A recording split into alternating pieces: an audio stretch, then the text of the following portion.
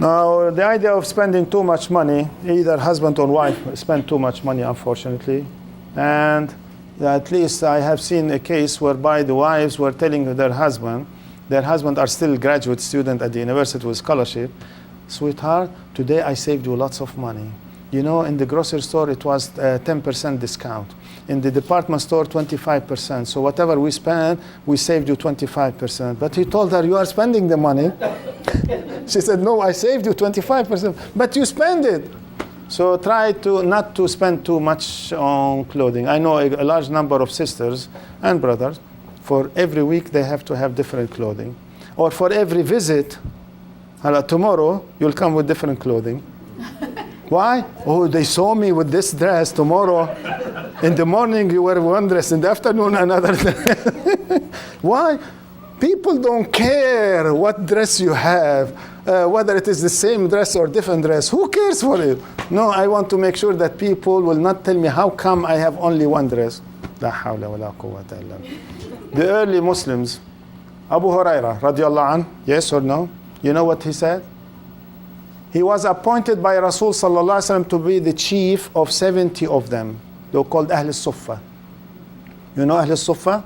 These are 70 men who were devoting their life and they quit their businesses and they want to be da'iyah, to make the da'wah. They stayed at the door of Rasul sallallahu alaihi wasallam. Whenever he comes out of the house, they are the first one to receive the revelation. Ahl al-Suffa, the people of Suffa. Now, how many of you made Umrah or Hajj? You know the house of Rasul sallallahu alaihi wasallam, which now is a grave. From the north side, there is a passage for people to go back and forth. At the higher level, that is the place where Rasul sallallahu alaihi wasallam used to get out of it, high. And then you go down and then pass. People were sitting on the other side, 70 of them waiting. And Rasul sallallahu alaihi wasallam appointed Abu Huraira to be the chief, supervising them. They were business people, they quit. They have no food, no money, no clothing. You know what Abu Huraira used to say? He looked at everyone, 70 of them, 70, huh? He said, none of us had a long clothing. All of us have short one. Either we have to sit like this and hide our legs from being exposed, or we stand up and bring the thawb a little bit down, our chest is shown. We are too poor to buy a second cloth or a long one. Only one, and short. They were business people, they quit. They didn't want anything. See how much Allah is rewarding Abu Huraira and his people. Suffa, radiyallahu anh, radiyallahu anh. The other one, another Sahabi used to say, listen brothers and sisters, husband, wife. He used to say, they didn't want anything of this life. Only one thawb. You know thawb? Kurta? One thawb for me and for my wife.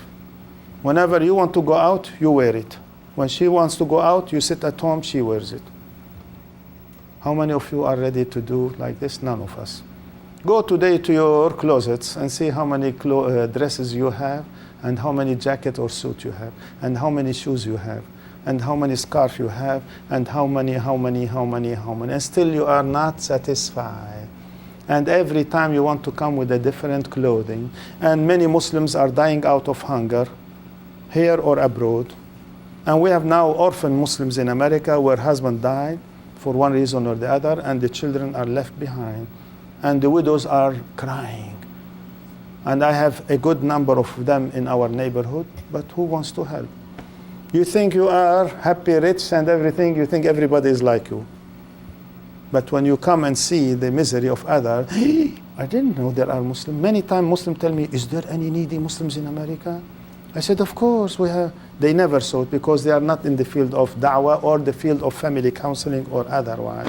And therefore they think they are in their palaces. The other thing that, same thing,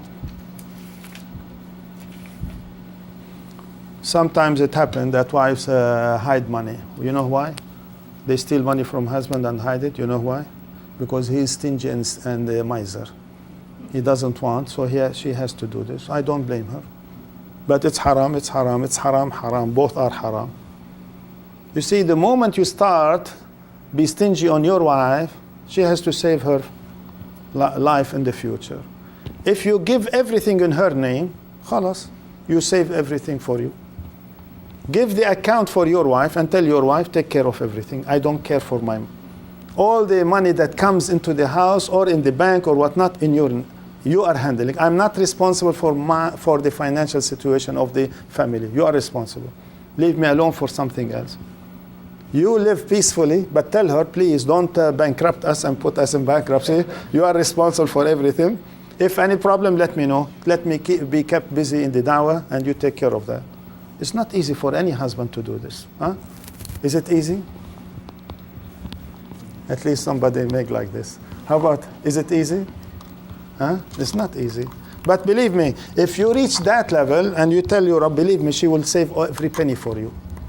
She will make sure that nothing will be away. But if you do otherwise, you are in trouble. Now, the other thing that, since we are talking husband-wife, later on we'll talk about the in-laws, but you have to make sure if anyone of your family, father, mother is alive, you are responsible to encourage her to send money from your pocket, not her pocket, from your budget, not from her budget, and even from her budget, to her mother and father. And don't tell him not to send to his father and mother. And both of you have to help your in-laws, since we are in the family husband-wife now. But even, you see, the more you help your in-laws financially, the better off. Even they are multi-millionaire.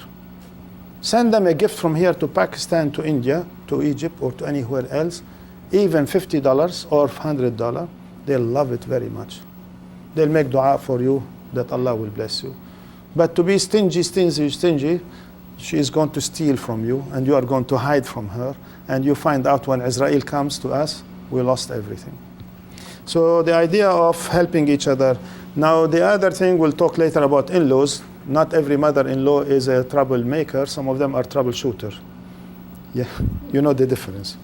I mean, some of them really are troubleshooter. When you are in trouble, they help you. But others are troublemaker. We'll talk later with the in-laws.